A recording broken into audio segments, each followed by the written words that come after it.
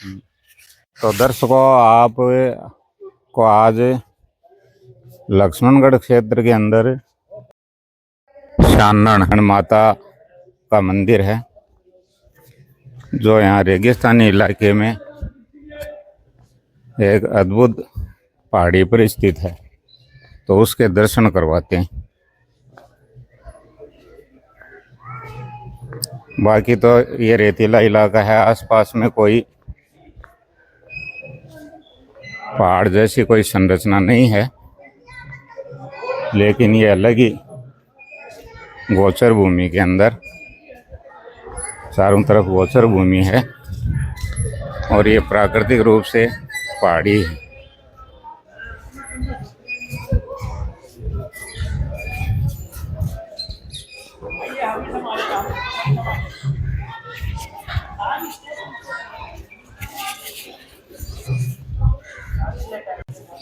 सांडन धाम चूरू जिले में पड़ रहा है और यहाँ प्रचलित रूप से आसपास लोग शानन माता बोलते हैं, लेकिन यहाँ मैंने देखा है कि कालिका माता लिखा हुआ है। तो कालिका माता के दर्शन करने के लिए जा रहे हैं।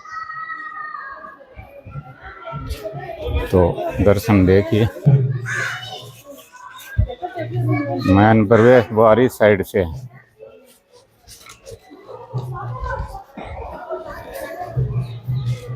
ये मुख्य प्रवेश द्वार है। मंदिर पहाड़ी पर बना हुआ है। रेगिस्तानी इलाके में वैसे पहाड़ियाँ होती नहीं हैं, लेकिन यहाँ पर ये पहाड़ी पर कालिका माता का मंदिर है।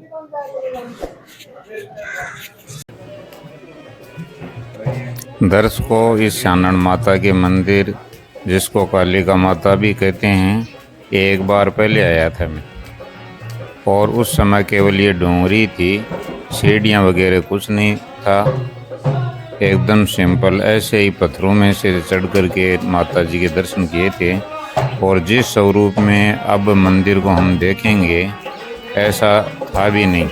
अब तो इस मंदिर का बहुत अधिक डेवलपमेंट होकर के बहुत ही शानदार बना दिया गया है। जैसे मंदिर में प्रवेश किया, ढोलक और हारमोनियम की आवाज़ सुनाई दी, तो देखा कि यहाँ कुछ लोग बैठे हैं और हारमोनियम बज रहा है। तो गायक को मैंने माता जी का भजन सुनाने के लिए कहा और वो तैयार हो गया। इस माता जी के मंदिर की मेरी इतना बड़ा होकर के ये दूसरी यात्रा थी। एक बार मैं पहले आया था, वो तो मैं लगभग भूल गया कि किस टाइप का उस समय मंदिर था, लेकिन एकदम नॉर्मल था। वो पथरीला रास्ता, सीढ़ियाँ वगैरह कुछ नहीं थी और सिंपल सा माता जी का मंदिर था। आज तो मुझे इसका बहुत ही डेवलपमेंट और विकास नज़र आया। तो आगे आप माता जी का भजन सुनिए। दोस्तों, जीवन के विविध रंग हैं। किसी को गानों में मज़ा आता है, किसी को भजनों में। भजन भी आनंद लेकर सुनने में बड़े मौज देते हैं, आनंद देते हैं। कृपया ध्यानपूर्वक सुनिए और आनंद लीजिए।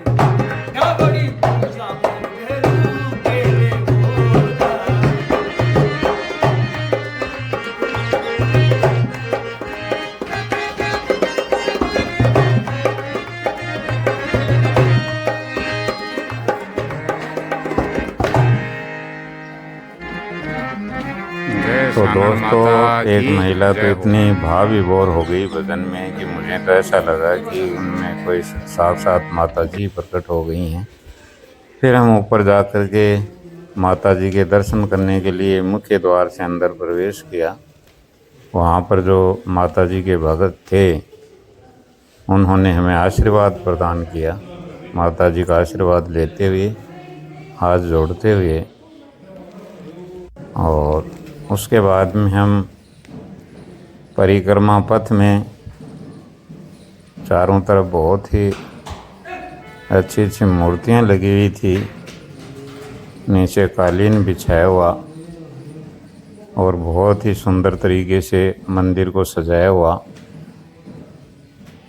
मुझे तो ऐसा लग रहा था कि लकड़ी का ही बहुत ज़्यादा काम किया हुआ है, मूर्तियाँ भी लगी हुई हैं, बहुत अच्छी अच्छी कलाकृतियाँ, एकदम शानदार और भव्य मंदिर।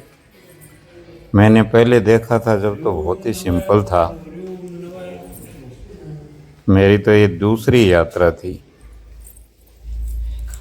और फिर हमने यहाँ पर ये भैरव जी के धोख लगाई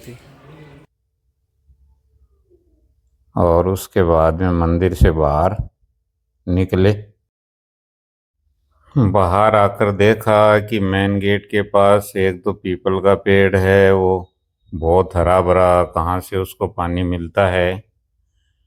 और ये बड़े बड़े पत्थर, सुनने में आया था कि कभी ये पहाड़ी एक ही थी और यहाँ पर गायों को ले जाने के लिए कोई चोर आ गए थे। ये भी एक पीपल का पेड़ उगा हुआ है और उन चोरों से बचने के लिए ये झाड़ का पेड़ है हरा भरा, और उन चोरों से बचने के लिए गायें इस डोंगरी पर आ गई तो माता जी के प्रभाव से गायों को सुरक्षा देने के लिए ये डोंगरी कई भागों में बंट गई और डोंगरी में छिप करके गायों की रक्षा हुई। फिर आसपास के लोग बाग यहाँ माता जी को धोख लगाने लगे, पूजने लगे। और पहले सरल सिंपल सा ही डोंगरी में मंदिर था जो आज बहुत ही भव्य रूप ले चुका है, बहुत ही सुंदर बना दिया गया। ये डोंगरी का ही एक पत्थर पास में पड़ा हुआ, उधर से निकल के और हम बाहर की तरफ आ कर के और इस डोंगरी का निरीक्षण कर रहे हैं। डोंगरी के जो पत्थर हैं वो फिसलने वाले हैं, काफ़ी चिकने हैं, अलग ही टाइप का पत्थर है, तो धीरे धीरे चल करके जाने में ही फायदा है, नहीं फिसल करके गिर सकते हैं। पत्थरों के बीच में काफ़ी स्पेस या जगह बनी हुई है जिससे गिरने का खतरा है, लेकिन हमने सावधानी पूर्वक बाहर की साइड का भी निरीक्षण किया, कुछ फोटोग्राफ वगैरह भी लिए। और भी लोग आते हैं तो उनको इधर से फोटोग्राफी करने में बड़ा मज़ा आता है, और फोटोग्राफी करने के लिए तो ये स्थान बहुत अच्छा सा भी लग रहा है। आसपास की जो जगह है वो बहुत नीची दिखाई देती है यहाँ से, और करीब राजस्थान के नाप के अनुसार 1000 बीघा ज़मीन ये खाली पड़ी है चारों तरफ, इसमें कोई निर्माण कार्य नहीं है, वन भूमि है ये। अच्छी बात है। मनुष्य के अलावा भी बहुत पशु पक्षी जानवर हैं, उनको भी रहने का स्थान मिलना चाहिए। और इधर से ये नीचे जाने का रास्ता है, एक प्रकार से निकास द्वार भी है। हम तो आए थे उस साइड से ही वापस जा कर के निकलेंगे, लेकिन मैं थोड़ी दूर देखने के लिए आ गया था कि इधर से कैसा दृश्य दिखाई पड़ता है। शानदार है। इधर भी पीपल के पेड़ भी हैं, झाड़ भी उगी हुई हैं, बहुत अच्छा नज़ारा। रेगिस्तान के अंदर इतना सुंदर स्थान बन पड़ा है कि आस्था और मनोरंजन दोनों का केंद्र बना हुआ है। इधर पानी की टंकी भी है, झूले लगे हुए हैं। इधर नीचे आ गए हम, ये बोर्ड लगा हुआ वन विभाग का, और एक प्रवेश द्वार नया बना है, उसके बारे में भी लोकार्पण का लगा हुआ है बोर्ड। आसपास के गांव वालों ने झूले लगा दिए, वहाँ आने जाने वाले यात्री झूलते हैं। और इधर से अब हम माता जी के मंदिर का भ्रमण करके वापस, हमारी गाड़ी खड़ी है इधर, तो उसमें जाकर के बैठेंगे। आपको मंदिर की ये यात्रा कैसी लगी कमेंट करना, वीडियो को लाइक करना और सब्सक्राइब करना। धन्यवाद।